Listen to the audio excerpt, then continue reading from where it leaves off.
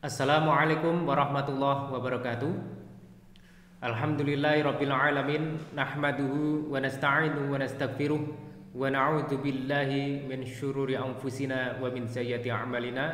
May yahdihillahu fala mudhillalah wa may yudlil fala hadiyalah. Kepada anak-anakku kelas 10 agama atau kelas 10 IK, dalam hal ini mari kita bersyukur pada Allah Subhanahu wa taala karena karunia-Nya, karena limpahan nikmatnya, ya kita bisa berkumpul, bisa bermuajahah meskipun via online dalam keadaan sehat walafiat.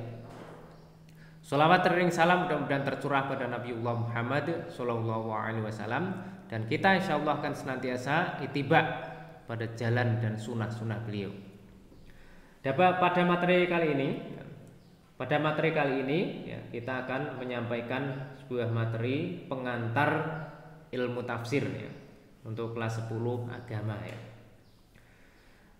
Pengantar ilmu tafsir tentu akan dibicarakan beberapa hal ya, ini terkait dengan pengertian, karena biasanya kalau pengantar itu akan berbicara tentang pengertian.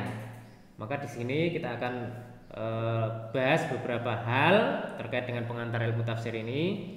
Yang pertama, pengertian tafsir, pengertian takwil ya. Kemudian ada definisi qawaid tafsir dan qawaid tafsir ya.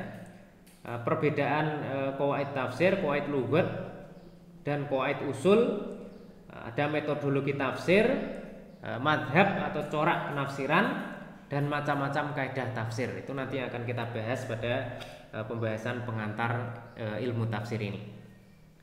Pada bab yang pertama kita akan berbicara mengenai pengertian kaidah tafsir ya, pengertian kaidah tafsir. Apa itu pengertian kaidah tafsir? Jadi pengertian kaidah tafsir di sini mempelajari Al-Qur'an ya, bagi seorang muslim merupakan salah satu aktivitas ya, terpenting. Bahkan Rasulullah menyatakan khairukum man ta'allamal Qur'an wa 'allamahu. Jadi sini dasar ya, betapa kita pentingnya mempelajari kaidah tafsir ya. Dasarnya adalah hadis riwayat Bukhari ya.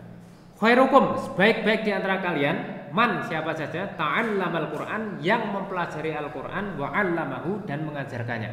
Jadi kalau kita ya, para siswa sekalian belajar Al-Qur'an ya, dan mengajarkannya, maka kalian telah menjadi sebaik-baiknya orang ya. Yang namanya belajar Al-Qur'an itu luas ya. Bisa belajar kaidah tafsir, bisa belajar ilmu tafsir, bisa pula belajar tafsir ya. Di dalam kajian-kajian ini nanti kita akan jelaskan apa itu kaidah tafsir, apa itu ilmu tafsir, apa itu tafsir, dan perbedaan-perbedaannya ya, sehingga kita menjadi semakin paham. Nah itulah namanya belajar Al-Qur'an itu ya, belajar tarjamah dan lain sebagainya. Itu ya, yang pertama pengantar ya. Nah, dalam belajar kaidah tafsir ya, sebelum ya mempelajari kaidah tafsir ya, sebelum masuk kepada kaidah tafsir yang nanti ada bahasan tersendiri yang cukup mendalam dan mendetail, seorang yang mau belajar kaidah tafsir harus tahu ya, Al-Qur'an itu apa ya. Tentu saya rasa adik-adik santri sekalian ketika ditanya Al-Qur'an itu apa, nah, langsung terbayang dalam pikirannya, oh ini Al-Qur'an itu ya. Namun kita harus memahami apa itu sesungguhnya Al-Qur'an ya, sehingga ketika kita ditanya tentang apa itu Al-Qur'an, kita bisa menjelaskan secara istilah ya, bukan hanya secara bahasa saja. Mana Al-Qur'an? Apa itu Al-Qur'an? Nah ini Al-Qur'an. Nah, itu namanya baru mengetahui secara global, belum secara rinci. Kita akan perdalam. Al-Qur'an adalah kitab yang memancarkan darinya aneka ilmu keislaman ya. Karena kitab suci ini mendorong untuk melakukan pengamatan dan penelitian ya, dalam konteks inilah lahirlah usaha untuk memahaminya. Lalu usaha dan hasil usaha untuk membuahkan aneka disiplin ilmu ya, itu menurut sudut pandang. Pengertian lain dari Al-Qur'an adalah ya, kitabullah yang diturunkan kepada nabinya Muhammad Sallallahu Alaihi Wasallam ya, mempelajari dan membacanya adalah ibadah. Nah, itu dalam pengertian terminologi yang lain. Ada juga yang mengatakan ya, Al-Qur'an adalah kitabullah ya, yang diturunkan kepada Rasulullah Muhammad SAW sebagai petunjuk dan pedoman bagi umat manusia. Nah, itu sebagian mengatakan seperti itu.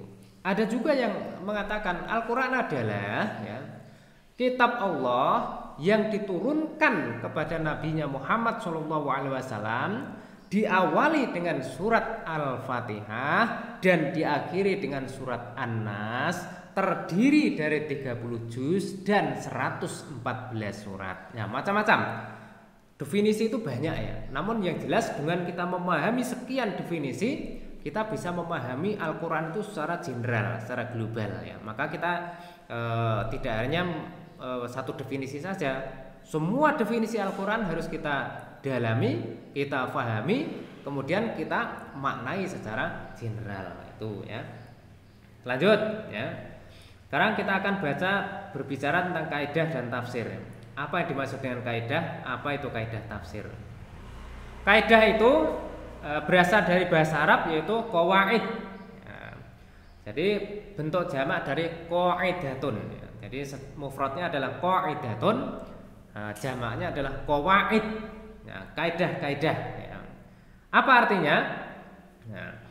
Hiya al-aslu wal asasu alladhi yubna alaihi ghairuhu wa ya'tamidu wa kullu qaidatin hiya aslun lillati fawqaha wa yastawi fil umur al-hasasiyah wal ma'nawiyah. Nah, ini pengertian kaidah. Jadi kaidah itu adalah al-aslu, asal, tempat berpijaknya sesuatu, yaitu kaidah. Kalau dalam sebuah bangunan ada fondasi untuk memperkuatnya.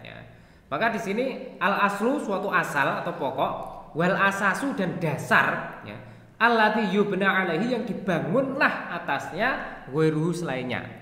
Nah, kalau kaidah tafsir seperti apa? Kaidah adalah cara-cara yang kemudian mengacu atau merujuk padanya lah segala macam upaya untuk menafsirkan Al-Quran. Maka ketika berbicara tentang kaidah tafsir, maka kita akan mengenal apa itu asbabun nuzul, apa itu nuzulul Quran, apa itu am dan khos, apa itu mutlak dan muqayyad dan lain sebagainya. Karena apa? Kaidah tafsir itu adalah suatu disiplin ilmu untuk mempelajari tafsir. Jadi belajar kaidah tafsir akan menghasilkan seorang menjadi mufasir. Jadi kaidah tafsir itu bisa dikatakan alat yang digunakan oleh mufasir untuk menafsirkan Al-Quran. Itu kaidah tafsir ya. Itu kita berbicara tentang kaidah tafsir. Jadi kaidah dan tafsir nanti kan ada. Kemudian ada juga kalau dalam teks Arabnya makna qaidah istilahan. Zakaro menyebutkanlah ahlul ilmi lil qaidati untuk suatu kaidah fil istilah di dalam suatu istilah. Nah, jadi di dalam suatu istilah ini disebutkan bahwa kaidah itu adalah suatu dasar yang digunakan oleh para mufasir untuk menafsirkan Al-Quran atau suatu alat yang digunakan oleh mufasir untuk menafsirkan Al-Quran. Maka ketika berbicara tentang kaidah nanti ada macam-macam Nanti ada pembahasan secara khusus. Ini pengantar Nah, di sini kaidah tafsir adalah rumusan-rumusan atau asas-asas yang menjadi hukum atau aturan atau patokan dalam menafsirkan Al-Quran. Sedangkan tafsir itu sendiri mengikuti wazan dari kata fassaro yufassiru tafsiron, itu artinya menjelaskan, menyingkap atau menampakkan atau menerangkan sesuatu yang abstrak. Jadi nanti akan beda kaidah tafsir itu apa, tafsir itu apa, itu beda. Kaidah tafsir itu ada kitabnya sendiri. Kemudian tafsir ada kitabnya sendiri.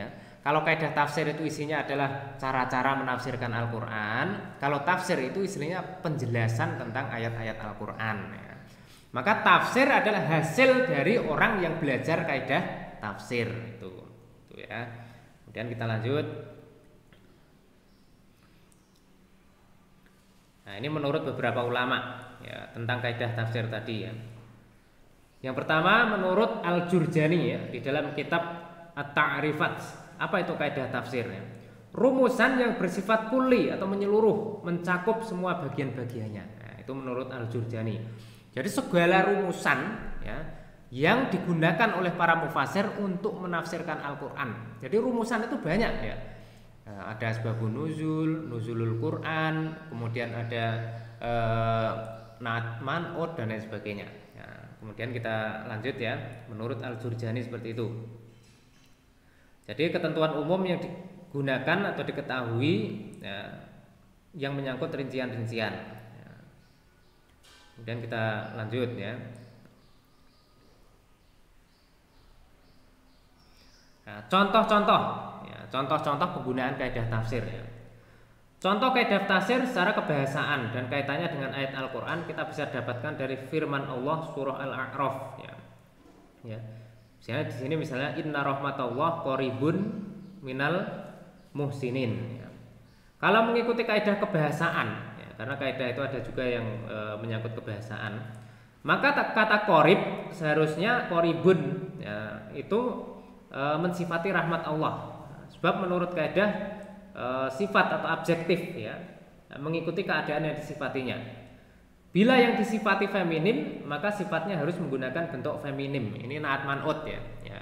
Dalam kaidah kebahasaan ya itu na'at man'ut ya. Na'at itu mengikuti man'utnya. Dalam hal apa? Dalam hal muannasnya, mudzakarnya dan sebagainya. Itu bagian dari kaidah tafsir juga. Maka di dalam kaidah tafsir nanti ada na'at man'ut, kemudian ada isim, ya, kemudian ada mubtada khobar yang mirip-mirip dengan kaidah bahasa. Itu perlu, ya, harus didalami juga oleh seorang mufasir. Nah, ini contoh yang ada ya. Kemudian terakhir, ya, sebagai kesimpulan dari kajian mengenai kaidah tafsir dan tafsir, ya, bisa kita simpulkan di sini, ya, anak-anakku sekalian kelas 10 pada pengantar ini. Hasil dari mempelajari ya kajian pada pengantar ini ya semangat yang ingin ya kita gaungkan di sini adalah anak-anakku sekalian tuh bisa membedakan mana kaidah tafsir dan mana tafsir. Apa hasil dari mempelajari kaidah tafsir dan apa hasil dari mempelajari tafsir. Nah, dari kesimpulan ini bisa kita katakan bahwa seorang mufasir, seorang ulama tafsir itu membutuhkan kaidah tafsir ya, membutuhkan kaidah tafsir untuk ya memahami Al-Qur'an ya. Maka dengan mempelajari kaidah tafsir, ulama tafsir itu bisa menghasilkan kitab tafsir ya. Sehingga bisa kita ketahui bahwa seorang mufasir ternama misalnya Ibnu Jarir At-Tabari, kemudian ada Al-Hafidz Ibnu Katsir, kemudian ada Jalaluddin Al-Mahali, Jalaluddin As-Suyuti dan lain sebagainya. Mereka ini sudah sangat menguasai kaidah-kaidah tafsir. Ya, kaidah-kaidah tafsir sudah berada di luar kepala bagi mereka. Maka dengan modal kaidah tafsir yang sudah melekat di dalam dirinya itu, mereka mampu menafsirkan Al-Qur'an. Ya. Maka syarat untuk menjadi mufasir salah satunya adalah menguasai kaidah tafsir. Ya. Maka kalau anak-anakku sekalian itu nanti pada pendidikan tingkat lanjut ya bisa mendalami kaidah-kaidah tafsir ini ya tidak tertutup kemungkinan nanti anak-anakku sekalian akan bisa menjadi seorang mufasir ya. Di samping syarat-syarat lainnya apa saja untuk menjadi mufasir tentu harus mengerti ilmu Al-Qur'an, hafal Al-Qur'an, hafal Al-Hadis dan lain sebagainya, hafal sejarah Islam, sejarah para sahabat dan lain sebagainya. Demikian untuk kajian tentang pengantar ilmu tafsir untuk anak-anakku sekalian kelas 10 agama ya, mudah-mudahan bermanfaat. Insyaallah kita akan lanjutkan pada sesi berikutnya, materi berikutnya. Ya, kali ini sementara cukup terlebih dahulu. Nun wal qalami wa ma yasturun fastabiqul khairat. Wassalamualaikum warahmatullahi wabarakatuh.